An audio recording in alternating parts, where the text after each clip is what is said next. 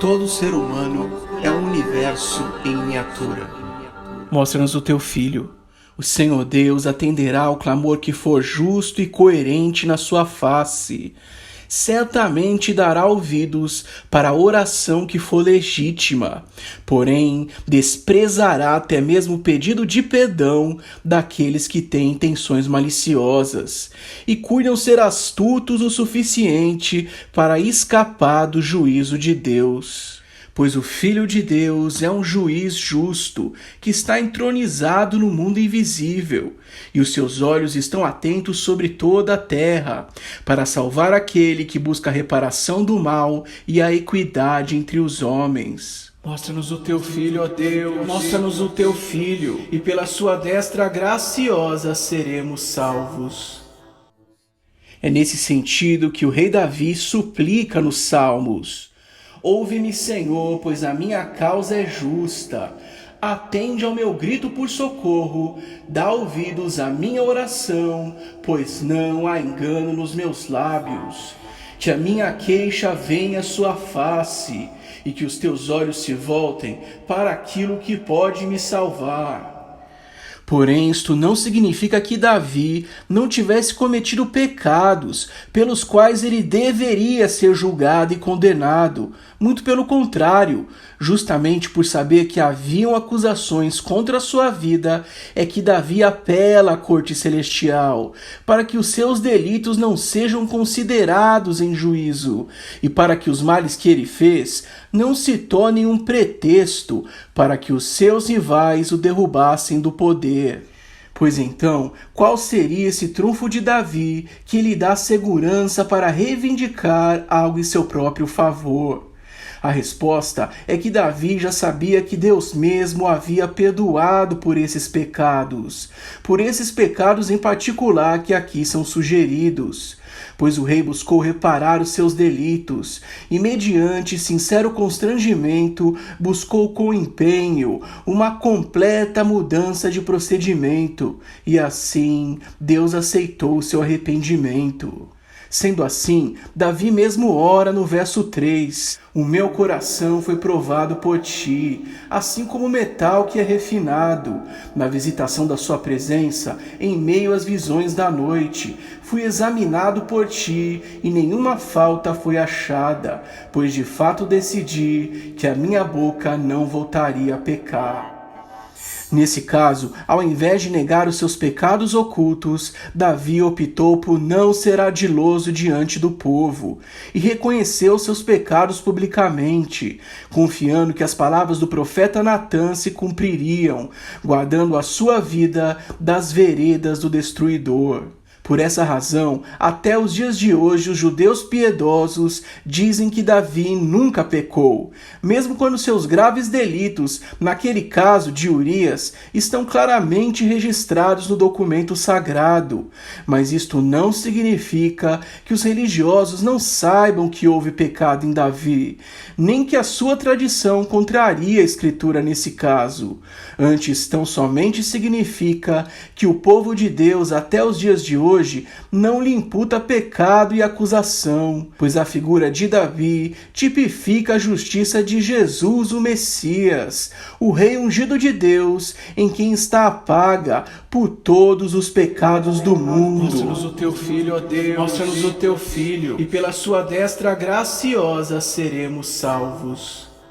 Muitos estão correndo o grave risco de contar com o perdão divino sem a necessidade do arrependimento sincero, que é marcado pelos esforços e pela dedicação em reparar os seus delitos em vida, como se o justo juiz fosse simplesmente desconsiderar todo o mal que os homens praticam ao longo da vida. Assumir a omissão da divindade é um equívoco que conduz os homens à dor e ao sofrimento, tanto nessa vida como na próxima, onde não há mais chances para o perdão dos pecados. Toda forma de expectativa em torno do escapado juízo divino é um desvio da fé e dos ensinamentos de Jesus, e todo conselho que procura reduzir a urgência da retratação sincera ainda em vida, como se pudéssemos viver ainda muitas vezes e retornar para ter outras oportunidades, faz com que os homens se entreguem à negligência, que antecipa a sua condenação, assim como está escrito: o homem está destinado a morrer uma só vez, e depois disso enfrentará o juízo. Assim também, Cristo foi oferecido em sacrifício uma única vez, para tirar os pecados de muitos, e aparecerá uma segunda vez, não para tirar pecado, mas para trazer salvação aos que o aguardam. Conforme Hebreus capítulo 9, versos 27 e 28. Logo, não devemos esperar pelo juízo de Deus de forma despreparada e descuidada, pois isso nos conduzirá a uma decepção irremediável. E a crença em reencarnações e intercessões sem arrependimento não fazem parte das doutrinas puras do cristianismo, pois somente no Filho de Deus podemos encontrar o perdão dos pecados. E mesmo que a sua salvação seja imeritória, e mesmo quando Jesus pagou pelos pecados de todo o mundo, até mesmo daqueles que não serão salvos, o arrependimento e o esforço sincero para reparar os delitos cometidos são uma condição indispensável para que o ato da crucificação tenha efeito em nossas vidas, e esta condição é biblicamente indiscutível. Assim como está escrito: quem lhes deu a ideia de fugir da ira que se aproxima? Deem fruto que mostre o arrependimento. Conforme o Evangelho de Mateus, capítulo 3, versos 7 e 8. Mostra-nos o teu Filho, ó Deus, mostra-nos o teu Filho, e pela sua destra graciosa seremos salvos.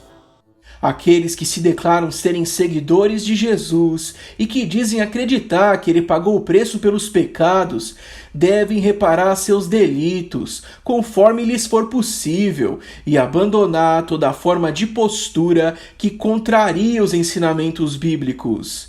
Aquele que não abandona o adultério, a sodomia e o roubo não será aceito na face de Deus, nem agora e muito menos quando a divindade se manifestar para julgar os povos. Pois se não levamos a sério as advertências feitas pelo próprio Jesus, como poderíamos ter qualquer segurança na salvação da alma e nas recompensas do porvir? Pois Jesus mesmo disse: todo o que tiver recebido dádiva, receberá ainda mais. Porém, o que não a receber, até o que tem lhe será tirado. O verdadeiro cristão não procura se adequar aos valores passageiros da sociedade, simplesmente para não contrariar a opinião daqueles que pertencem a esse mundo e que não terão parte na redenção que nos aguarda. Não haverá aceitação para os que se conformam com a opinião secular, que segue o caminho da conformidade com a imperfeição e do amor ao pecado, que por fim lhes trará o caos. Aqueles que assim procedem se tornam ainda piores do que os próprios devassos e insolentes que estão satisfeitos com Belial e por isso não desejam a Deus. Mostra-nos o teu Filho, ó Deus, mostra-nos o teu Filho, e pela sua destra graciosa seremos salvos. A falta de arrependimento se torna um recurso espiritual contra nós, na boca dos inimigos do país e daqueles que procuram o nosso mal, e de dia e de noite acusam a nossa nação. Mesmo tendo Davi se acertado com Deus, e mesmo sendo ele um benfeitor público notável, ao ponto de que mesmo o povo não desejava condená-lo, ainda assim Davi temeu as armadilhas dos seus opositores, pois estes arquitetavam um plano para usurpar o seu trono. Se o próprio Davi sofria a sombra de atentados e perseguições, que dirá daqueles que não têm confiado no poder de Deus, para serem protegidos de todo juízo de condenação? pois mesmo sabendo que havia uma profecia dizendo que ele não morreria pelo pecado de Urias, ele insiste em suplicar a Deus: dirige os meus passos nos teus caminhos, para que as minhas pegadas não vacilem. Guarda-me como a pupila do teu olho e esconde-me debaixo da sombra das tuas asas, dos ímpios que me oprimem, dos meus inimigos mortais que andam me cercando. Mostra-nos o teu Filho, ó Deus, mostra-nos o teu Filho, e pela sua destra graciosa seremos salvos. O favor e mérito do Filho de Deus é justamente expresso nas chances que ele nos dá em vida.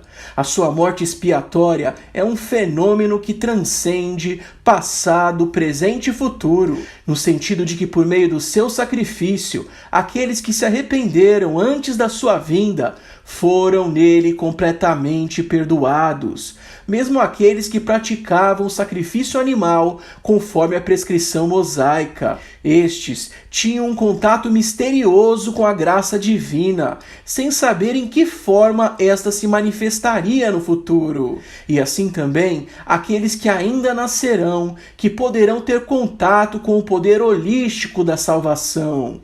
Não será a graça maravilhosa mais do que suficiente para nos convencer da verdade, do juízo e da justiça?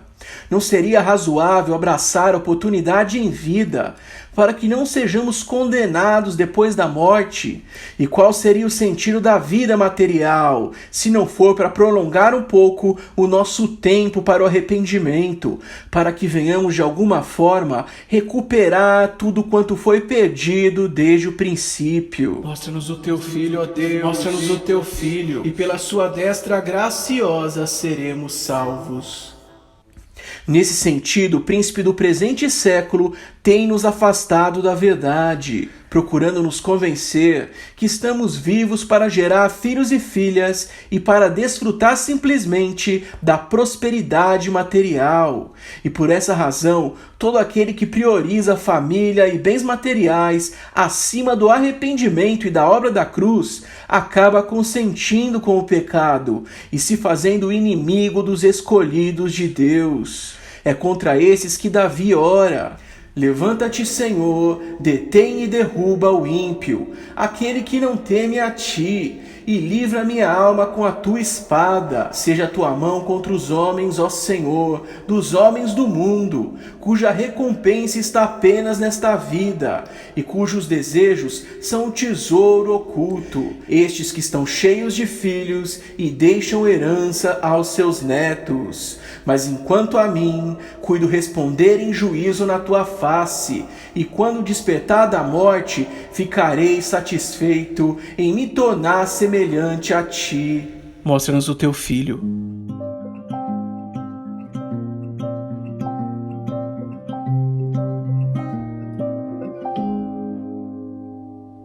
Faze maravilhosas tuas beneficências, ó tu que livras aqueles que em ti confiam. Mostra a maravilha do teu amor, tu que salvas os que buscam proteção em ti. Seja destacar a sua graça, salva os que em ti se refugiam. Revela-nos a graça do teu ungido, nos salvando pela sua destra, pois em vida recorremos a ti. Eu escolho hoje, ó Senhor, eu escolho hoje estar entre aqueles que morrem nos teus braços. Eu escolho hoje. Morrerei em paz na minha cama, em idade avançada, e receberei recompensas ainda em vida. Pois meu desejo oculto está cheio dos teus tesouros. Terei abundância de filhos e deixarei herança para os meus netos. Porém, tendo preferido a tua justiça, verei a sua face e despertarei satisfeito ao ver a tua semelhança. Que você tenha uma semana abençoada. Yevarechecha Adonai veishmerecha, Yarei Adonai panavelecha virunecha, Issa Adonai panavelecha veasandecha shalom, Beshem Yeshua HaMashiach. Amém. Amém.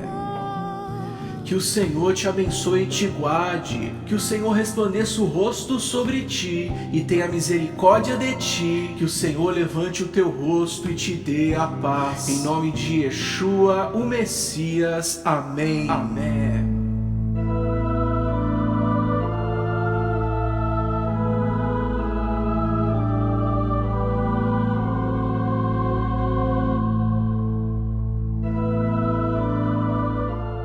Eu sou Rafael Diniz de Souza e eu gostaria de te apresentar o meu estudo bíblico Livrai-nos de todo o mal.